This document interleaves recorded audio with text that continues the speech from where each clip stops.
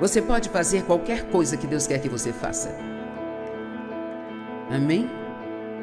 E não há nada que você passe que você não possa superar com a ajuda de Deus.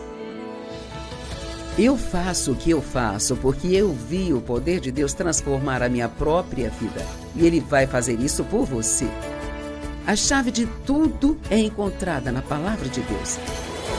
Eu sou Joyce Meyer e eu acredito que Deus pode curá-lo em todas as áreas que você sofre. Eu vou sentar aqui e contar a minha história. E eu acredito que tem pessoas aqui hoje que isso vai realmente ajudá-las e realmente vai mudar suas vidas. E, obviamente, para sair de onde eu comecei até onde estou, precisou haver muita pressão, muita luta e superação. Então vamos orar. Pai, eu oro para que, já que não tenho nenhum plano sobre o que vai sair da minha boca, porque você disse em sua palavra para abrirmos a boca e você a encherá. Então, vou me mover aqui, tentar andar sobre as águas e abrir a minha boca confiando em Ti para enchê-la e trazer à tona o que as pessoas precisam ouvir. Minha história é longa para ser contada numa hora, mas eu confio em Ti para trazer as partes que mais ajudarão as pessoas. Eu oro para que, quando terminarmos aqui hoje, todos entendam que não há nada que não possam superar se eles realmente permitirem que você os conduza e também os guie. Em nome de Jesus. Amém. Então, sabe, todos temos uma história. E não é que a minha seja melhor do que a de qualquer outra pessoa. A história de todos é importante para eles e todos fomos feridos. Então, eu não digo isso com nenhum tipo de sentimento de autopiedade. Na verdade, posso sentar aqui hoje e dizer a todos que, e sabe, eu sei que parece bobagem até para mim, mas fico feliz agora por ter passado pelo que eu passei. Porque eu sei que isto me fez ser a pessoa que eu sou hoje, sabe? E então... E foi exatamente isto que me permitiu poder ajudar muitas pessoas ao redor do mundo, porque existem muitas pessoas, especialmente mulheres que foram abusadas. Talvez não haja como dizer quantas pessoas nesta sala foram abusadas sexualmente, talvez você tenha contado alguém, talvez não tenha contado, mas se não foi esse tipo de abuso, algum tipo de abandono, ou pais que não te amaram, ou pessoas que falaram mal de você, ou compararam você com um irmão, ou qualquer que seja o caso, todos fomos magoados. E se por acaso você é um dos sortudos que foi criado por ótimos pais que lhe amaram e disseram que você poderia fazer qualquer coisa, você é abençoado além da medida. Porque o que as pessoas fazem com as crianças na infância delas, às vezes é patético. Sei que muitas vezes não percebem o que estão fazendo, a maioria das pessoas está apenas agindo em cima de sua própria dor. É por isso que não adianta odiar as pessoas que te machucaram. Essa é a primeira coisa que você deve entender, porque você nunca ficará bem se estiver cheio de ódio. Nunca ficará bem. Simplesmente não ficará, a menos que você perdoe. Essa é uma das primeiras coisas, e parece a coisa mais injusta pedir para alguém fazer, sabe?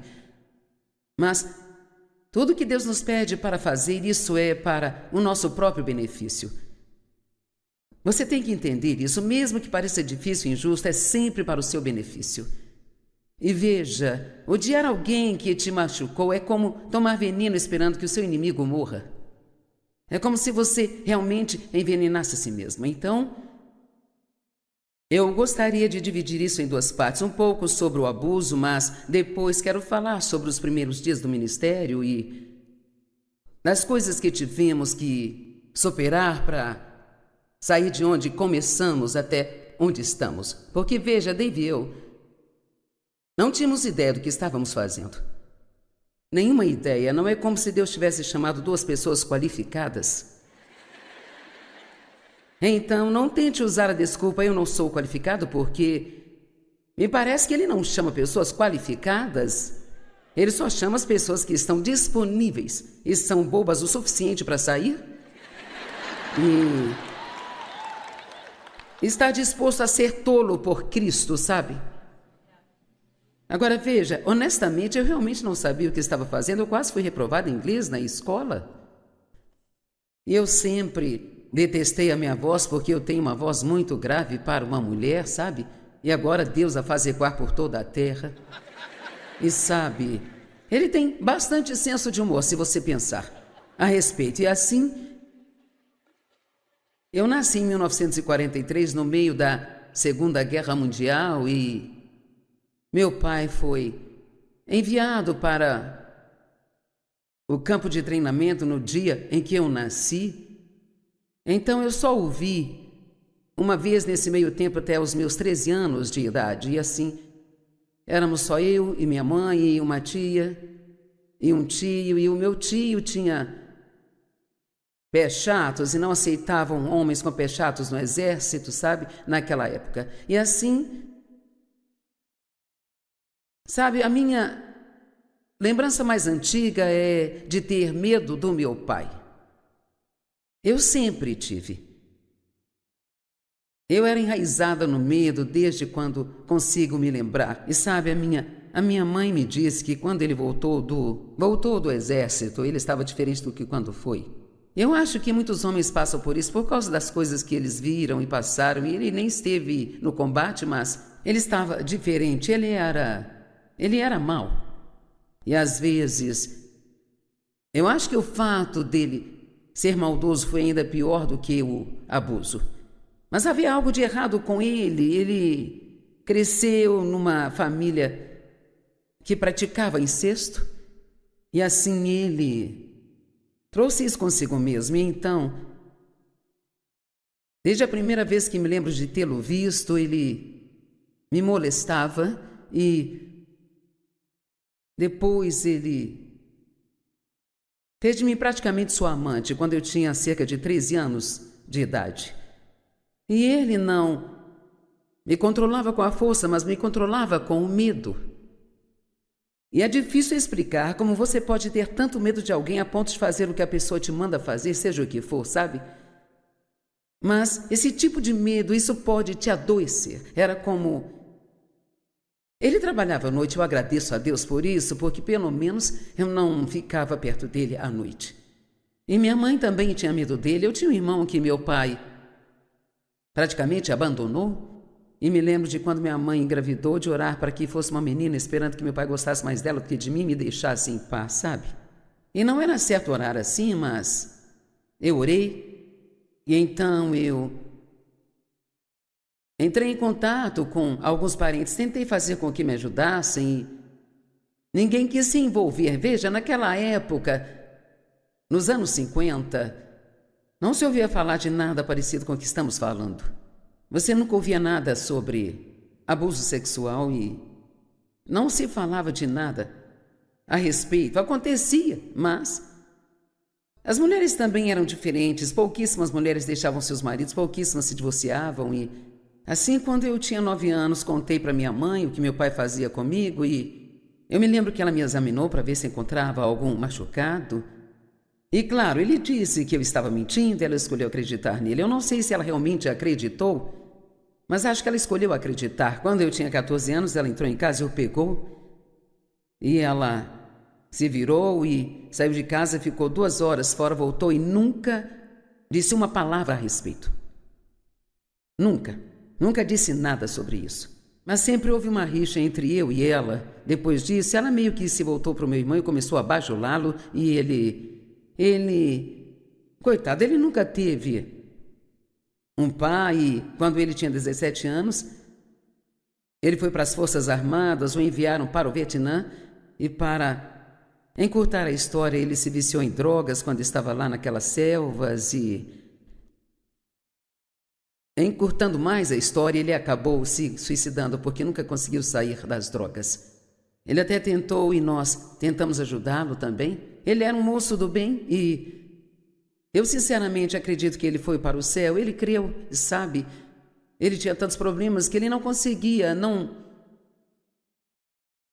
se endireitar. E às vezes as pessoas são assim, elas não, é mais do que o que elas conseguem lidar ou superar. O último lugar que ele ficou foi no Centro dos Sonhos, em Los Angeles, e eu liguei para o pastor Tommy. Ele morou conosco por 4 anos e pensamos que ele havia endireitado mesmo, sentimos que era hora dele ir viver sozinho, mas ele só ficava bem desde que houvesse alguém dizendo o que deveria fazer e observando sempre. Mas assim que você o deixava sozinho, ele nunca teve nenhuma disciplina ou autocontrole, sempre voltava a ser como ele era antes. E ele tinha um filho de quem não cuidava, ele nunca pagou pensão, nunca cuidou do filho, ele foi extremamente irresponsável. E assim então, entre o álcool e as drogas havia algo que percebi somente agora, sabe? Ele era também esquizofrênico. E minha mãe também. Minha mãe, acho que foi pela culpa. Ela tinha muita culpa. Quando eu tinha, eu acho, cerca de 18 anos, ela teve um colapso mental e teve que fazer tratamento de choque por 2 anos. E assim era toda uma bagunça. Graças a Deus, quando eu tinha 9 anos, fui escondido à igreja com minha tia e meu tio, quando estávamos no que nós chamávamos de roça. Eles moravam a 300 quilômetros de nós, no sudoeste do Missouri. E fui à igreja com a intenção de ser salva. Agora, eu sabia que eu precisava ser salva. Eu não sei como, sabe, eu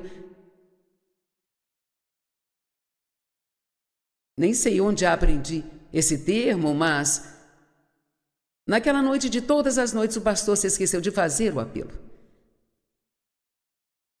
Bem, eu acho que eu tinha um pouco de determinação na época, porque eu estava com meus primos e eu peguei cada um deles pela mão e eu disse: vamos lá na frente para sermos salvos. Acho que já havia ali sinais de uma evangelista. E então, nós fomos lá na frente. Eu me lembro que estava chorando. Eu olhei para o pastor e disse: você pode salvar-me? E ele orou conosco e eu me lembro. Eu senti uma limpeza por dentro e foi lindo, sabe? Mas no dia seguinte, trapaceei no jogo de esconde-esconde. Com a cabeça encostada na parede, eu espiei. E o diabo me disse que eu tinha perdido minha salvação. E nunca houve ninguém para me dizer o contrário. E assim, daí até os meus 18 anos, eu achava que o que quer que eu tivesse recebido, eu havia perdido, mas eu só entendi mais tarde na minha vida que, quando eu tinha 9 anos de idade, essa determinação cresceu em mim de que eu ia vencer, sabe? Eu tinha essa determinação, isso não vai derrotar-me, ninguém vai me ajudar, então eu vou ter que passar por isso e eu vou sobreviver. Me lembro que costumava deitar na cama, quando eu estava na minha adolescência à noite, eu falava: um dia eu vou fazer algo grande.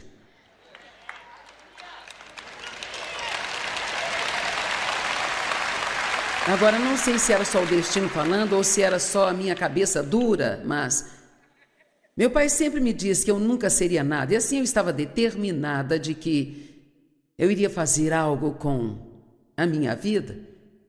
Eu sempre tive o dom de escrever e meus professores queriam que eu me candidatasse a uma bolsa de jornalismo, mas eu sabia que precisava sair de casa e trabalhar e cuidar de mim mesma, e assim nem tentei ir para a faculdade.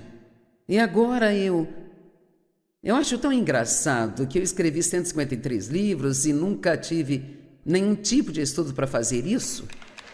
E assim então, nunca pense que você não tem estudo suficiente para fazer algo. Você pode fazer qualquer coisa que Deus quer que você faça. Amém? E não há nada que você passe que você não possa superar com a ajuda de Deus. Nada. Nada mesmo. Então você pode imaginar como foi minha vida nesses 18 anos, sabe? Eu olho para trás e Na verdade, nem gosto muito de usar esta palavra, mas de fato, o que meu pai fazia comigo era me estuprar. Ele não usava força, mas ainda assim era isso. E imagino que tenha sido umas 200 vezes, sabe, durante esses 18 anos. Então eu cresci muito solitária. Ele era tão problemático que eu não conseguia nem levar minhas amigas em casa porque ele ia atrás delas. E ele não me deixava fazer nada, ir a lugar algum. Eu não podia ter amigos, então todos os meus primeiros 18 anos foram sobre eu vou sobreviver, eu vou sair daqui. E ele trabalhava à noite. Assim que terminei o colégio, arrumei minhas coisas em 2 ou 3 caixinhas e aluguei um apartamento mobiliado, sabe? E fui embora. Eu achava que eu tinha me livrado do meu problema. Sabe, eu não percebia que eu o carregava na minha alma. Eu realmente não entendia que eu tinha um problema, sabe? E esse é o primeiro problema quando você tem um problema e não percebe que tem um problema. Porque o que você faz é colocar a culpa em todo mundo. Amém? E então eu achava que ninguém iria me querer porque eu tinha sido abusada. Então me casei com o primeiro cara que demonstrou algum interesse por mim. E eu tinha 18 anos e ele 19. Ele tinha mais problemas do que eu, se é que isso fosse possível. E as pessoas problemáticas geralmente se casam com outras pessoas problemáticas e trazem problemas umas para as outras. E depois, se elas têm filhos, trazem problemas para as crianças. Mas na primeira vez que engravidei e tive um aborto espontâneo, então meu filho mais velho, que eu chamei de Dave, foi o resultado desse casamento. Agora, isso foi um pesadelo de 5 anos. Sabe, ele simplesmente era Ele não trabalhava, ele vendia carros usados, mas na maioria das vezes não trabalhava. E ele era um ladrão fajuto. E logo depois do divórcio, ele acabou indo para a prisão por passar cheques sem fundo. E quando eu tinha 18 anos, ele me levou para Albuquerque. Naquele tempo, eles pagavam para levar carros para vários estados.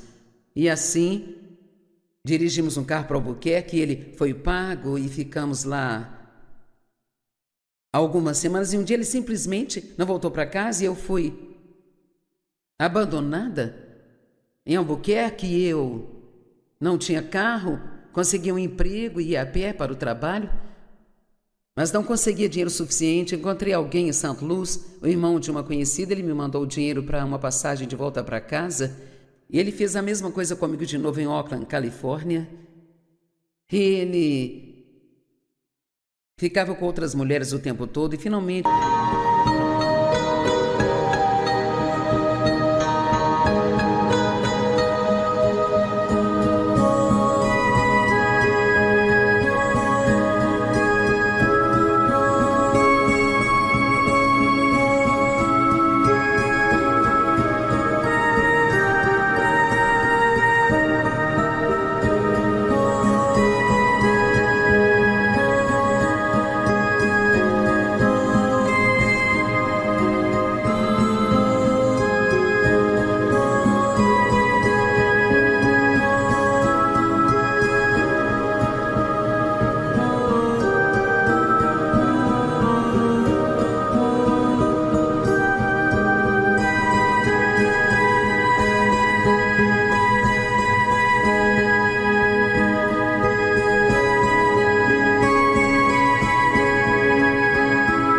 Quando engravidei do menino que hoje comanda as nossas missões mundiais, eu o deixei e ele disse a todos que o bebê não era dele. Ele veio morar a 2 quarteirões de mim com uma outra mulher. Eu me diverti muito, sabe, nesta minha vida. E assim, quando eu tive o bebê, ele foi ao hospital e não dava para negar que o bebê era dele, parecia muito com ele. E aí saímos do hospital sem ter para onde ir. Então, para todos os efeitos, eu era uma sem-teto. É realmente muito engraçado quando eu penso nisso agora. Aqui estou eu hoje. Numa época eu era sabe, uma sem teto, eu não tinha para onde ir. E assim eu posso dizer, o que quer que tenha acontecido em sua vida ou que esteja acontecendo, nunca pense que você não pode superar isso. Apenas pense que Deus pode fazer algo grande em sua vida.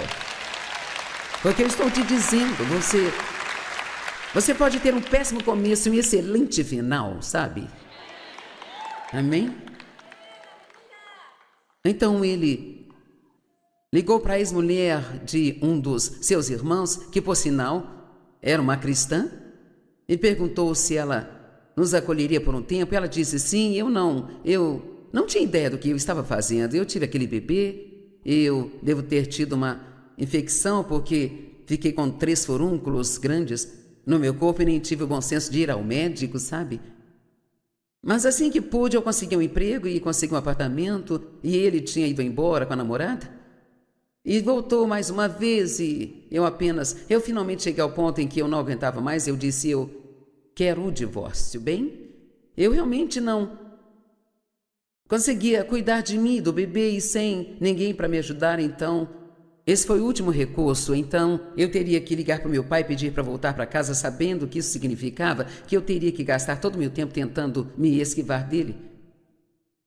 Bem, agora entra em cena o Dave Meyer.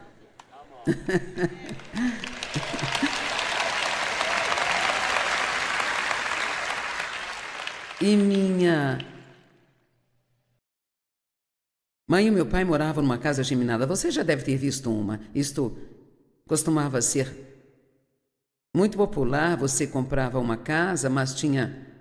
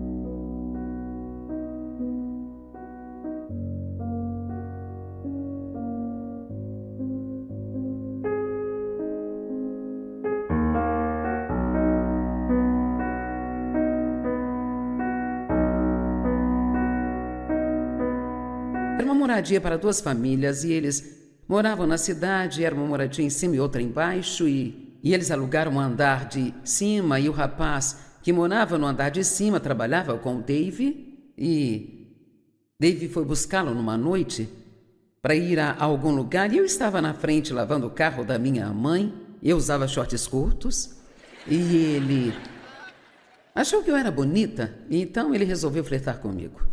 Bem, eu não gostava de homens, não confiava neles, eu era um gato escaldado. E ele disse, quando terminar de lavar esse carro, você pode lavar o meu? Eu disse, amigo, se você quer seu carro lavado, lave você mesmo. Agora, o que vou dizer a vocês é honesto e verdadeiro. Dave era um cristão nascido de novo, cheio do Espírito, que estava orando por uma esposa. Ele disse a Deus que estava pronto para se casar, e ele orou dizendo que seja com alguém que precise de ajuda.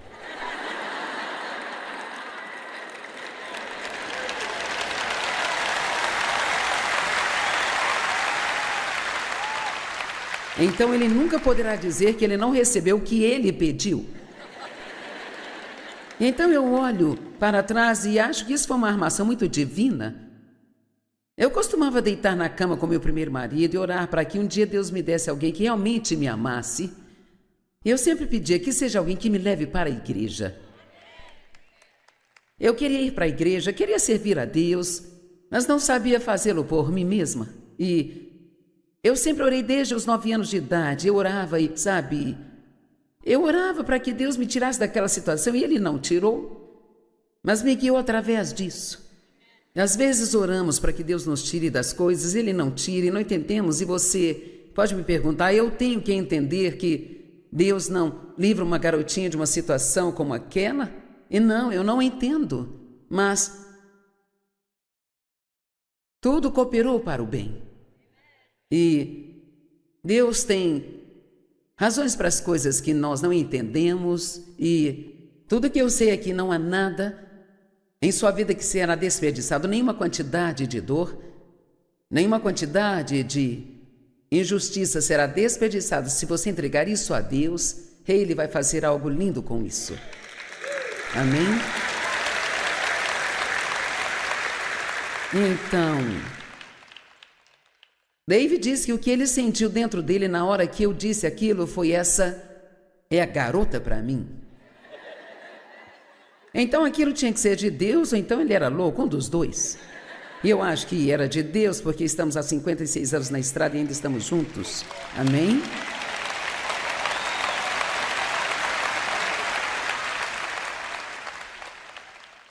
Tivemos uns 3 ou 4, talvez 5 encontros, e ele me pediu em casamento.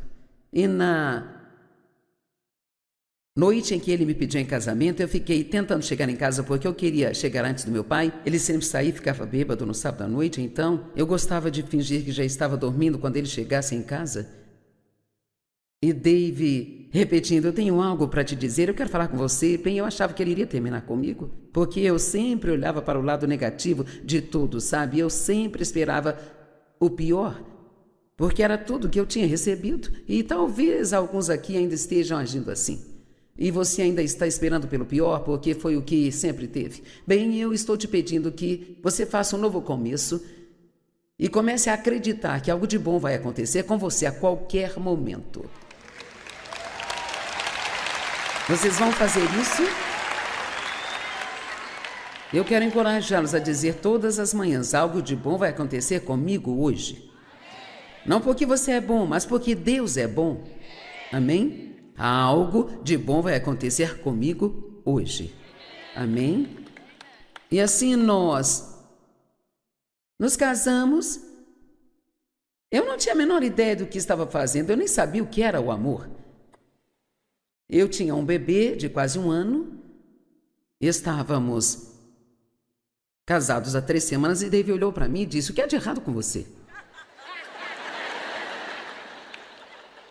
Eu era muito negativa, ele dizia: por que você é tão negativa? Eu dizia: bem, se você não espera que nada de bom aconteça, então não ficará desapontado se não acontecer. Então, nunca me diga que você não consegue superar a negatividade, porque eu não conseguia ter 2 pensamentos positivos sem que meu cérebro tivesse uma cãibra.